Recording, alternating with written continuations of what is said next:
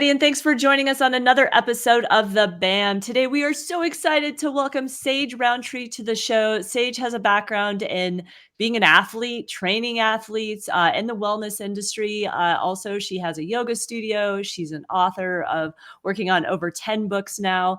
We're going to talk about some of those specifically today. She's a mom to two grown children now in their 20s. I don't know if children are ever really grown anyways, but uh, anyways, we are so excited to have you on the show. Welcome, Sage. Thanks for having me. I'm really excited to chat with y'all. Yes, Yay! thanks so much for being here. Yeah, Lori and I, we mentioned this a little bit before we all hopped on camera, before we went live, but Sage has written over 10 books, is currently working on your 11th, right? Yep. And it's all about, yoga, mindfulness, how to translate being an athlete into doing things that will complement that through yoga practices. So do you want to tell us a little bit about how did you get from this athlete and through this period of having to calm down and move into more of an intentional yoga practice? Well, my yoga origin story is probably like many people's, where I hated the first class I went to. I found it really humbling and challenging. It looked like it would be easy, and it wasn't. So I was so put off that I was going to put off of yoga for a while until I was pregnant with my daughter, who's now 23. And my best friend lived down the street. She was also pregnant. We went to prenatal yoga together and just had a great time. And that kind of turned me on to the ways that yoga could give me a sense of connection. I had this baby inside my body. I was primed for the connection that yoga offers. And then after Lily was born, I started running more and was training for a marathon and realized things were kind of hurting because I was always either nursing my baby or working or sleeping or running. So I thought, I felt good when I went to prenatal yoga. So I got back into yoga and really started to see how yoga and the work that I was doing in my training were complementary to each other. And at that point, I thought, okay, there's really something in this. So when I was pregnant with my younger daughter, I thought, that's it. I'm going to be a yoga teacher. And really kind of had these two twin threads intertwined as I got more serious about each of them, which was pretty nice. But at the same time, I wasn't thinking that I would make a career at the intersection of yoga and endurance sports. I was in graduate school. I have a PhD in English literature, so I was working on that. And then I went into academic publishing. So I was working on that, and eventually just had the privilege of being able to turn full time to that intersection between yoga and endurance sports, and to work in the wellness industry, as you say. So I love that. So as an endurance athlete, I personally, I have always found it hard to kind of slow down, and yoga, kind of like you spoke about, I'm still hoping that I can find that love in my life, because it's really, as you know, I think until you really embrace it, it's tough, I think, sometimes for endurance people to be to just shut their brain down, shut their bodies down, and just relax. Did you find it was kind of challenging at first, like you said, and it took a little bit to kind of see that benefit of it? Definitely. The way that I like to put it is that athletes in general, but endurance athletes in particular, we're used to going into the pain cave. We have comfort with discomfort. And we're used to, being on that upper edge and really pushing the limits and using the tools that we develop out on the trail or the road to keep ourselves focused as things get intense. Well, yoga has a lot to say about ways that you can stay focused as things get intense as well. But it also gives us a chance to be at the other edge, like not that upper edge, the edge of where you're about to lose it up top, but way down at the lower edge, like the edge of consciousness. And the good thing about spending time at that edge is that if you fall off, you don't get injured or blow up out in the middle of a race. You just fall asleep and oh, you relaxed too hard. Boo-hoo. Right. But so I like to describe that as being comfortable with being comfortable. So we already have this comfort with discomfort, and many of us need to work on our comfort with comfort, and to be okay just being okay, and to be okay just being and not always doing. And yoga gives us so many different paths up that mountain of being still, of being calm, of being quiet. And along the way, we still get these tools to maintain our focus and presence, no matter what's happening, if we're racing or if we're parenting, if we're working, if we're sleeping. Yeah. Well, and one of the things that struck me as you were telling that story is it was actually a former guest who's a dancer, a former guest we had on the show, Elizabeth Marbury. She's a dancer. She teaches dance lessons and has a dance studio. And I took a dance class from her. And I'm used to lifting weights, running, biking, like all those kinds of things where the movements, they're forceful, intentional, and dance and yoga are more flow, right? And Right. she gave me the feedback and I was laughing so hard because she's like, you just need to let your body go. Because everything I Yeah. did was like Yeah. very structured and very, Control. yeah. Yeah. And, she's like, and I'm like, everything I've done in my life has been to do the opposite of let my body go. Right. Yeah. So how do you coach people to let that go? Well, it's tough. It requires a little bit of trickery. You give them, like the athlete in the context of a yoga class, you give them an opportunity to do some work, to push their limits a little bit, maybe even to show off at the things that athletes are capable of that maybe other people in a yoga class might find very challenging. Athletes can find super easy. I will never forget, I've worked for years and still work with some of the players with the UNC football team. I live in Chapel Hill, North Carolina. And once I was there in the locker room, had them in crow pose because, athletes can do crow pose, especially 20-year-old men who play football.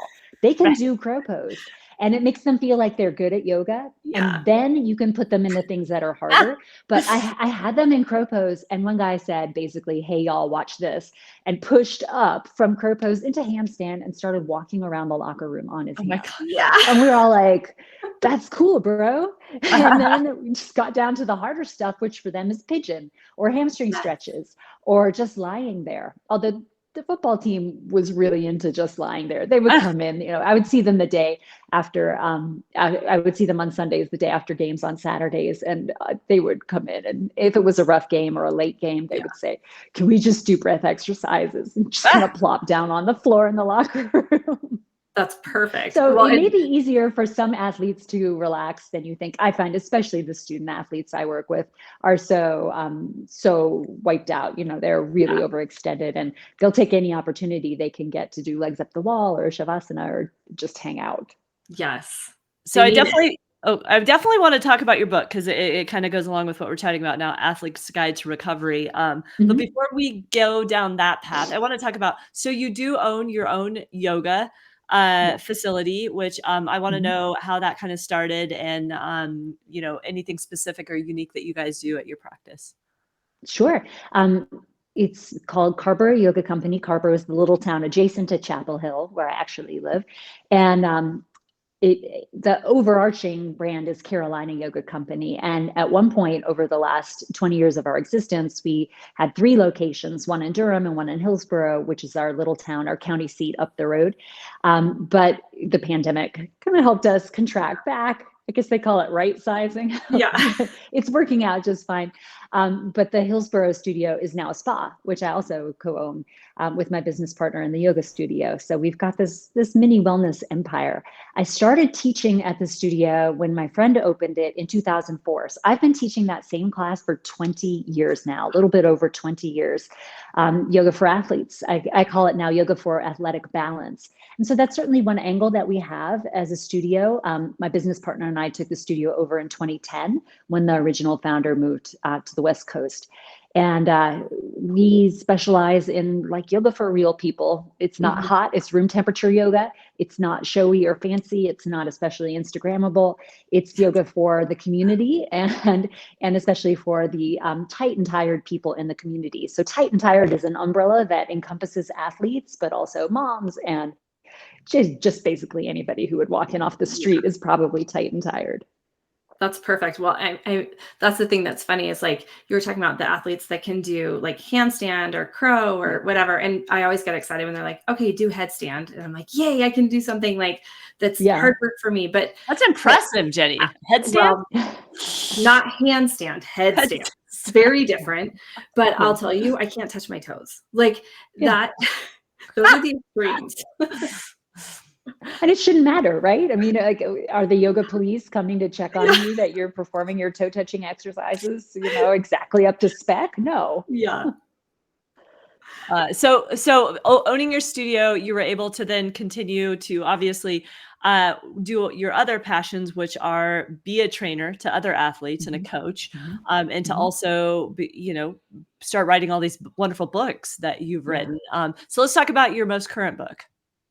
Well, I have two that just came out within a week of each other. Books drop on Tuesdays, like albums, within a week of each other in March and April. So the one that I think you're asking about, Lori, is The Athlete's Guide Yes. to Recovery, the second edition. The other one is a book specifically for yoga teachers and maybe also for practitioners that want to work on their own practice, called The Art of Yoga Sequencing. I have several resources for yoga teachers and run a teacher training and do continuing education for teachers. But the Athlete's Guide to Recovery is a book that I first wrote. I think the first edition published in 2011 or 2012. And this is a second edition that's been revised and updated because plenty has changed in the field of recovery. I mean, back more than a decade ago, the concept of recovery was pretty foreign to people. And now there are recovery labs where you can go and get passively Yeah. stretched. Yeah, it's like the most actively passive thing I can think about.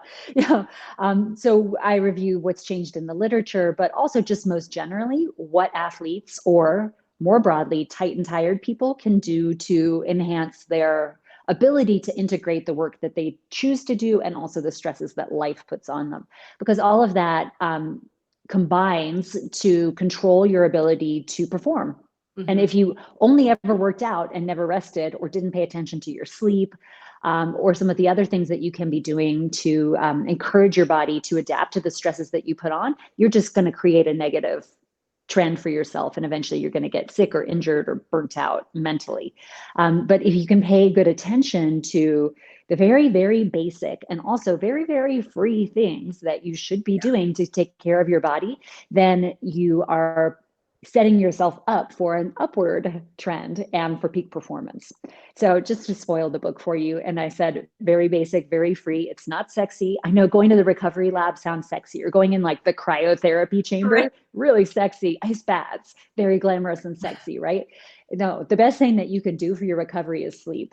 And that's not so Instagrammable. I mean, Right. maybe in a certain subsegment, kinky subsegment, Yeah. but Yeah, right. people aren't putting up pictures of themselves sleeping.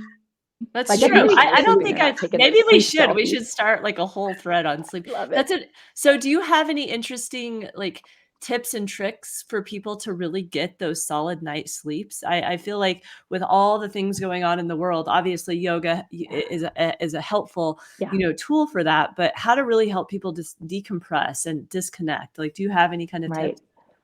I think it's pretty individual. There are some very basic things that, every article that you've read about sleep hygiene has told Yeah. you the room should be comfortably cool, not cold, but cooler maybe than you might already have it.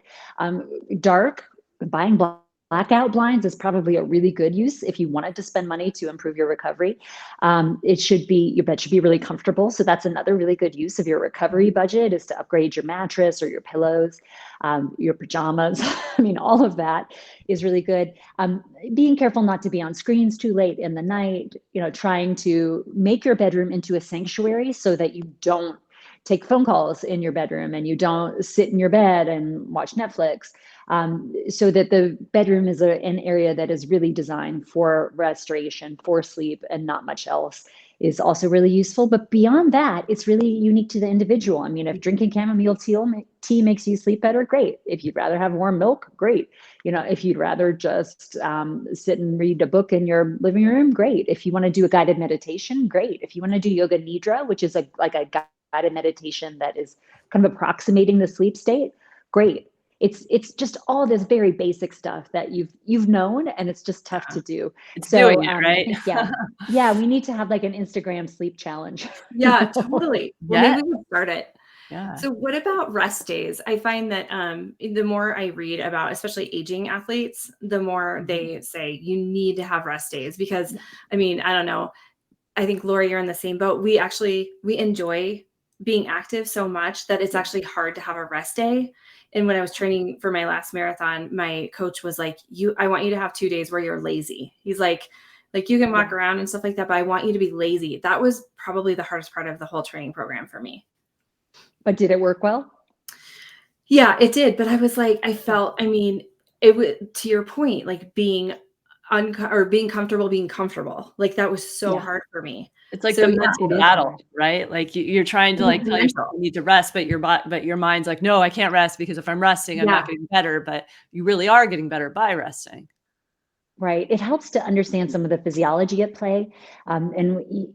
When you spend time in health and wellness circles, you hear kind of about how we don't want to be in the kind of mushy middle. We need to have high highs and we need to have low lows so our bodies can adapt better. And that's why the 2 rest days is really solid programming for your body. I know it's tough for your mind because it's human nature. We want to control the controllables, right? Yeah. And we're Yeah. not so good at just dealing with the uncontrollables or letting time, which is the number one recovery tool, letting time bring your body back up to the baseline and ideally above the baseline of where you were before you did the previous hard workout. So if we're always trying to wedge a little bit more into the day, we can't go as high on the hard days Okay. and Yeah. we kind of sacrifice the low days. So if you're like, I still want to do a run, well, now that low day has come here, but then you're tired for the next hard day and you don't get quite as high and you wind up in this middle of mediocrity, which is probably not where you wanted to be when you signed up for the race, or especially when you Right. signed up for the coaching. And that's why we pay coaches to tell us to do Yep. less. Often Yep. it's a work of taking stuff out. But you're right, Jenny, as we age, we probably need to put even more rest days in. Let's say for folks on the far side of 40, maybe 2 is totally solid. But the good news is that as masters athletes, we have this wealth of experience behind us. I've certainly found in coaching, I had 2 athletes that I coached to the World Duathlon Age Group Championships almost the same year, maybe 2 years kind of next to each other. And one of them was in her 50s and one of them was in his early 20s. And while they wound up, performing really well at the same event, like Travis, the young guy, was doing a ton of work, so much Yeah. work. Duathlon is a lot of work anyway. I think that's about as hard as it gets. And then Julie was doing way less, but Julie ran track in college and Julie had, 40 years of Mhm. racing experience in her aging body. And so she had the mental fortitude and just the grit and the guts to pull it out when she needed to, whereas Travis didn't even know what he was capable of, and Sure. he needed the higher training volume in order to learn that for himself. And he was just capable of adapting. I mean, robust young guy. Yeah. Yeah. Yeah, Yeah. that's awesome. So throughout your kind of history of running your yoga studio, training athletes, writing books, you raised 2 wonderful children, which are now young Yeah. adults. Let's talk Yeah. about how they helped kind of mold who you are now and how they're currently doing on their own paths. They're fantastic. My older daughter is in graduate school at the University of Michigan. She is studying biostatistics, which is exactly what her dad does. So shout out to him. He has been a fantastic partner to me for 28 years now, and he had a lot to do with, well, their creation, but also with modeling like good partnership and parenting, because he did a whole lot when they were young, because Mhm. the work that I was doing, taking yoga workshops, teaching yoga workshops, racing, and then coaching athletes who are racing, a lot of that happens over the course of a weekend. And he Yeah. works the 9 to 5 job that provides a lot of income for our family and our insurance and kind of covers all of the bases. So then I got the chance to play and kind of do the fun stuff and be the side gigger. So respect to him. He's fantastic. But Lily is following in his footsteps to study biostats. And she, in high school, decided that she was going to start coming to the yoga studio with me. So she would come to Pilates mostly. Mhm. And then in college got into yoga and now is kind of back on the Pilates swing up in Ann Arbor. So it's been really cool to see her kind of following into that path. And then Vivian is a junior at UC Davis out in California, and she I used to drag to yoga, and I realize now that probably wasn't the play.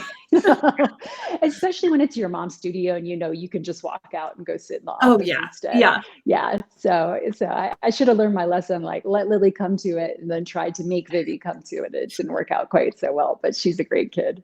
It's hard to like take a step back, right? And let them figure it Yeah, out for themselves because yeah. I mean, I find that I've got 2 daughters that are adult daughters too. So I have a Hmm. 21 and an 18-year-old. So one who just Yeah, graduated college, one who just graduated high school.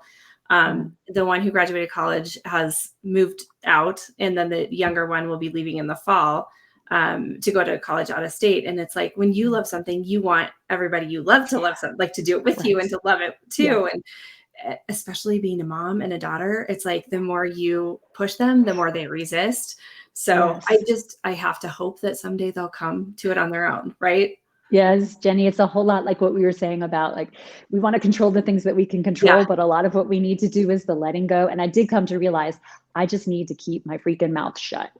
And I don't need to comment on the outfit, and I don't need to comment on the makeup, and I don't need to say, if you're wondering, how to make your butt look better, you could do some squats and lunges. Just zip it until I'm asked. Like, I was literally asked by the younger one, how did I make my butt bigger? Like, girl, my I know, time it's to funny. shine. They all want their butt bigger. I'm like, we wanted ours smaller. I know. This morning I was on a run with my two girlfriends, and we cover all the things, every topic under the sun. And we were talking about that. I'm like, one of the questions that we're trying to ask ourselves is, before we say anything, did they ask for your advice? Right. If they did not ask for your advice, try to keep your mouth shut. It's so hard though. So hard. It's so hard, but we can all take a lesson from, like, the Buddhist approach, which is to ask yourself, put the gates of speech. Is it true? Is it necessary? Because often it's totally true, but it's not necessary. Is it kind? You might think you're saying it kindly, but our daughters do not hear it in the same way. And we were daughters too. We know how that goes. And then also, like, am I the right person to say this? And is this the right time for it? And that's another place where we can get hung up as mothers. I know. I love it. And I've said those things. It's funny, giving advice to somebody else is so different than, like, because you have emotional investment in your kids, right? So I'm like, I know I'm supposed to let them, but I see them going down the wrong path, I know. So did your daughters have a good relationship growing up? Were they very different in their interests, or did they kind of, Yes, they are quite different. And like, we've kind of got the classic first and second child, I think.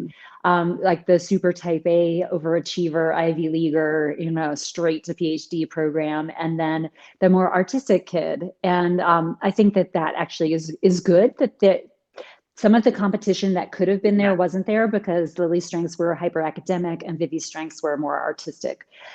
So that's good. But they would gripe at each other, and then they also really love each other. So yeah. How is it having them both out of state? It's great. I love it. It had just started in the fall of 2019. Lily went off to college, and Vivi went away for art school. So, like, she was a junior in high school, but then the pandemic hit and we had them all back. And that first time that they left the nest, I was like, it hit me harder than I thought. I also got it a little prematurely, because I had, a kid at boarding school instead of making it to 18.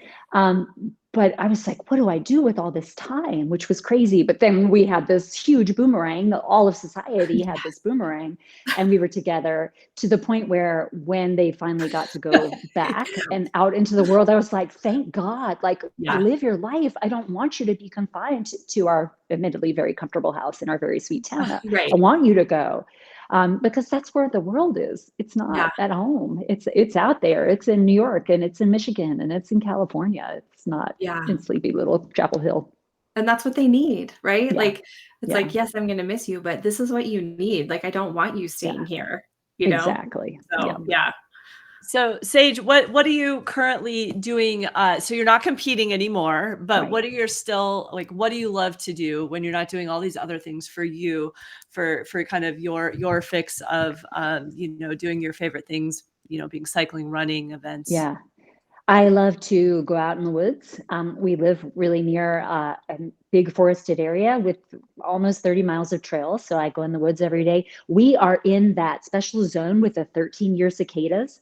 So in the last 3 or 4 weeks, it's just been wild to be in the woods. Like, there's this constant siren, ray gun, alien spaceship sound.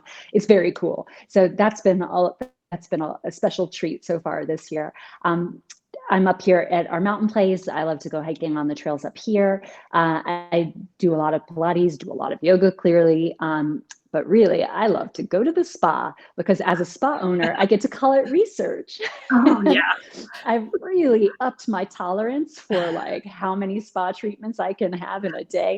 On my 50th birthday, a couple of years ago, I had a 2 morning body treatment, a 2 hour body treatment in the morning, and then a 2 hour facial in the afternoon. It's like, yes, Oh my Sounds gosh. amazing. really Your like that favorite. is an endurance event. Yes. I What's your like that favorite endurance treatment? event. I can relax so hard. What's your favorite treatment? I'd probably, if I could only choose one, it would be to do facials because in a facial, there's none of that like, oh no, she's about to get to my Yeah. calf that has that knot in it. Like there's no, Yeah, yeah, unless you're getting extractions, there's no like moment. yeah. And you can always say no to extractions. Any facialist is happy to Yeah. skip them if you don't want them. But you get all these different textures and smells, and it's just relaxing. And plus, you look good. Like after a Yeah. massage, you look a little puffy because your face Yeah. is in the cradle and your hair is all wild. After a facial, you're good to go. That's Oh, awesome. that's great. So I have a question about injuries, right? So I think any Mhm. person that's constantly moving their body suffers, some form of like you're talking about, like aches and pains. Have you ever suffered, endured any kind of really big setbacks physically? And how Oh did yeah. you? If you want to see how good you can be, you have to go all the way up to your edge. And the only way to see that is to sometimes go to the other side of it. And Yeah. on the other side is where injuries live. Then again, like sometimes people are just clumsy and they injure themselves as well. So my Achilles heel has been not my Achilles, but my ankles. And that's why I don't run anymore. I only walk because my ankles had gotten pretty arthritic after being rolled so many times out on the Yeah. trails. Once I had a roll that didn't heal very quickly. And eventually I went to the walk-in ortho and got an x-ray, and I sat and sat for like 90 minutes. And then the nurse came in and she said, yeah, sorry that took so long. We had to have a long chat with the radiologist because there are several fractures here and not all of them are new. Oh It's like, no. huh, interesting. Yeah. And I'm lucky because I work with the teens at Carolina, and for several years had for over a decade had our basketball coach is my private client. He said, come talk to the trainer. And he's kind of a specialist in ankles. And he explained, yeah, a lot of the nerves that tell you, like they bring you feedback from what's happening in your foot. Of course they run through your ankle, but when you have overstretched those ligaments so many times, you're just not going to get the same feedback. And it's like I just kind of had abandoned integrity in my ankles. But walking is great, and walking doesn't bother. But in the last few days of my running, it's like if I ran in the morning and then I sat down at my desk and then tried to get up and like walk over to the sink to get a cup of water, I would be like hobbled. Like there was Yeah. so much inflammation in there. So that's what drove me out of running entirely. But younger, yeah, I had a stress fracture. I had plantar fasciitis. I think most of my stuff has been really lower body stuff. But yeah, of course, And any you ran. athlete who has tried to do their best has probably got a litany of injuries to describe. Yeah, for sure. And how did you said you were a marathon runner. How many marathons did you do? 6, I think, including Boston. Like my career pinnacle, I think, was requalifying for Boston at Boston. Okay. Oh my gosh. That's Yeah, amazing. that was a good day. And then I never went back. I was like, I'm not going to use that requal. Like, it doesn't get Yeah. better than that. How Yeah. do you qual I'm Exactly. not a runner. Maybe Jenny knows the answer, but how do you qualify to like redo the Boston? Is there a certain time or? Yes, times, and they get harder every year. They about every 5 or 10 years they ratchet it up a little bit higher, and then you need to not only make the qualifying time, but based on a number of people that are trying to run the race in any year who do come in under that qualifying time, they add like a little cushion. So you needed to be 90 seconds under, or you needed to be 2 minutes under the qualifying time because there were so many people who wanted to run it. So you can think you qualified for like several months actually, and then find out Yeah. that you no longer qualified. So Mhm. it's pretty competitive. Yeah. Yeah. I have never even considered that that will be me qualifying for Boston. I'm just not, and I'm honestly like more cautious with, I'd rather run for the long term than be fast. So, um, Amen. but I did go get new shoes like a couple weeks ago, and the man that he owns a running store in Boulder, and he's very well versed with running and athletes, and he also does physical. He's a physical therapist, and he said to me, he's like, you know, I recommend giving up the marathons. He goes, they're so hard on your body. And he did a ton of them. He's like, they're so hard on your body. He goes, I only do halves now. And that's on occasion. He goes, but I run 3 times a week, 1 hour every time I run. And that's what I do now. And I was like, you know, I mean, I'm not saying give up marathons if you love marathons, but for me, I'm like, that might not be a bad idea because I've had more injuries the last several years. So it's like, then you have downtime and I don't want to spend my time down. Right. It's for so the go long do something haul. else that complements. Right. You know, go to the gym, do strength training, do yoga, do Pilates. Yeah. And isn't that funny how that really kind of that mindset changes with age? I think when you're younger and you're all in something, that's all you do. But as you get older, you start to realize like, wow, I want to continue to be able to run. So I'm going to mix some yoga, mix some strength training. So I can do all of those things forever, as opposed to just running every day, 6 miles and burning yourself out. Right. And really, you know, succumbing to those injuries. So I definitely think it's interesting to see that mindset, how, you know, you get older and you really do have to think about those injuries. You feel those injuries and you're like, wow, I probably shouldn't do X amount of this because it's going to cause me to feel, you know, pretty much like shit the next day. So Sage, let's talk about, you've done a lot of really awesome things. What are you most proud of and what are you looking forward to coming up? I am proud of my books because I had started on this academic track and I was trained to do some really specific things. I was trained to be a classroom teacher. I was trained to publish or perish, right? And I was trained to serve on committees, and I wound up taking all of that stuff that I had thought I would do as an English professor and just transferring it to this intersection of yoga and endurance sports in interesting ways. So I've got these books. I did my publisher perish, probably wound up writing a lot more books as a nonfiction / self-help writer than I ever would have as an academic.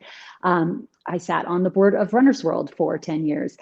So again, like that's the kind of committee service that you would have done as an academic. I teach classrooms, I train teachers, but I don't have to write grades. You know, I don't have to grade people's essays. It's fantastic. If I look out, my classroom is full of people asleep. That means I'm doing my job well instead of failing as a teacher.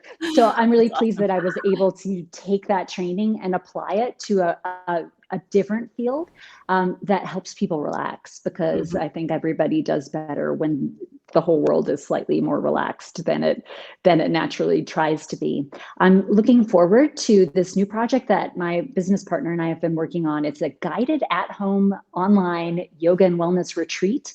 As spa owners and studio owners, like I said, I do a lot of spa research. I do though, and I go to King Ranch and go off on retreat and see what the setup is at places like that, where you might wind up spending $3,000 or $4,000 for a week. We can do all that at home. And my business partner did. Eventually she was thinking, oh, I want to go to this retreat center. And then she's like, hey, wait, I own a yoga studio. I own a spa. Like, I know exactly what I should be doing. Why? And she's German. So she's like, I could do this myself. I just need to set the rules.